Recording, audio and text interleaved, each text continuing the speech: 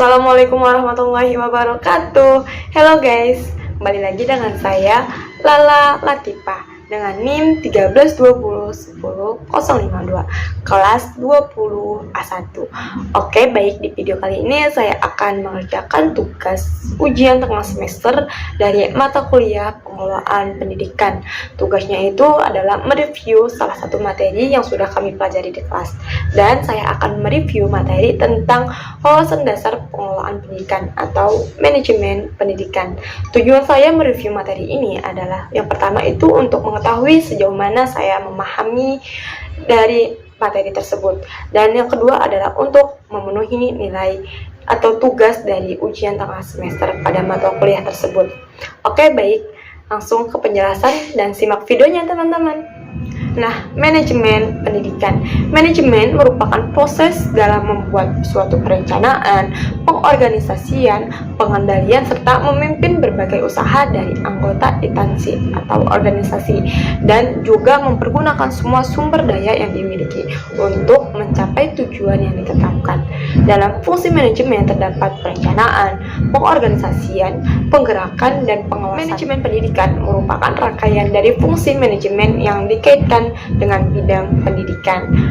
Nah, manajemen pendidikan menjelaskan manajemen yang pada dasarnya merupakan alat-alat yang diperlukan dalam usaha mencapai tujuan pendidikan.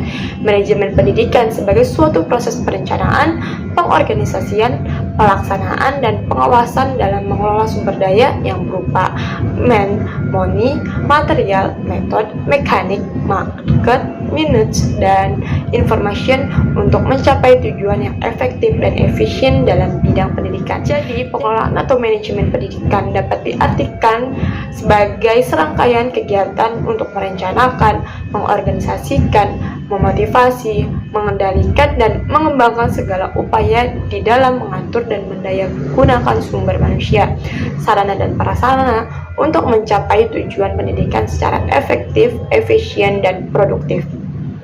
Lalu, tujuan manajemen pendidikan adalah terciptanya perencanaan pendidikan yang merata, bermutu, relevan, dan akuntabel, meningkatnya citra positif pendidikan, teratasinya mutu pendidikan karena masalah mutu disebabkan oleh manajemennya.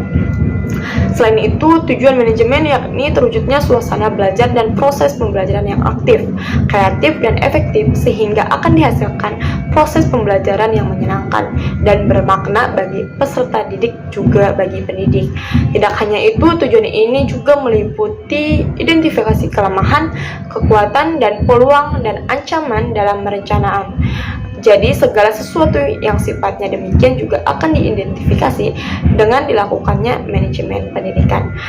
Lalu, tujuan lainnya yaitu menciptakan peserta didik yang aktif dalam mengembangkan potensi dirinya agar memiliki kekuatan spiritual keagamaan, pengendalian diri, kecerdasan, akhlak mulia, serta keterampilan yang diperlukan untuk dirinya. Dengan demikian, anak tersebut akan belajar dan bermanfaat di masyarakat, bangsa, dan negara. Maka manajemen pendidikan penting untuk dilaksanakan. Lalu, ruang lingkup manajemen pendidikan. Ruang lingkup manajemen pendidikan ini terbagi menjadi 4 hal, yaitu tentang ruang lingkup menurut wilayah kerja, menurut objek garapan, menurut fungsi atau urutan kegiatannya, dan menurut pelaksana.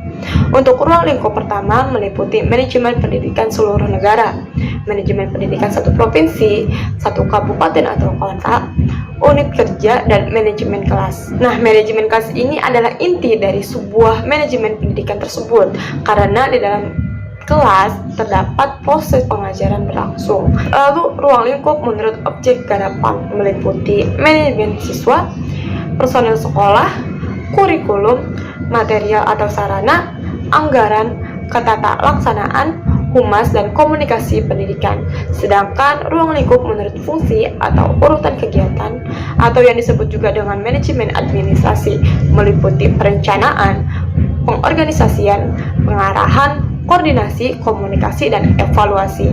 Lalu yang terakhir, ruang lingkup manajemen pendidikan menurut pelaksana. Dalam hal ini, guru sebagai pelaksana bertindak sebagai manajer di kelas yang ia pimpin. Jadi segala sesuatunya diatur dan diorganisasikan dengan baik untuk mencapai sebuah tujuan kelas dan keberhasilan peserta didik. Lalu ada manfaat manajemen pendidikan. Ini adalah salah satu manfaat saja yang saya sebutkan. Yang pertama yaitu menciptakan suasana belajar yang bermutu dan menyenangkan. Dan yang lebih penting lagi adalah dapat menciptakan peserta didik belajar cara belajar atau learning how to learn yang terbaik bagi dirinya. Lalu yang kedua, meningkatkan kompetensi manajemen pendidikan bagi pendidik sehingga lebih profesional. Yang ketiga, menghemat sumber daya dengan hasil memuaskan. Dan terakhir, mendapatkan tenaga kependidikan yang profesional. Nah, itu adalah salah satu contoh dari manfaat yang saya sebutkan, dan masih banyak lagi manfaat manajemen pendidikan yang saya tidak sebutkan. Mungkin cukup sekian video dari saya. Apabila terdapat kesalahan di dalam video atau kurang dimengerti dari video tersebut, saya mohon maaf. Saya ucapkan terima kasih. Wallahu muwaffiq ila aqwamit thoriq. Wassalamualaikum warahmatullahi wabarakatuh. Bye bye.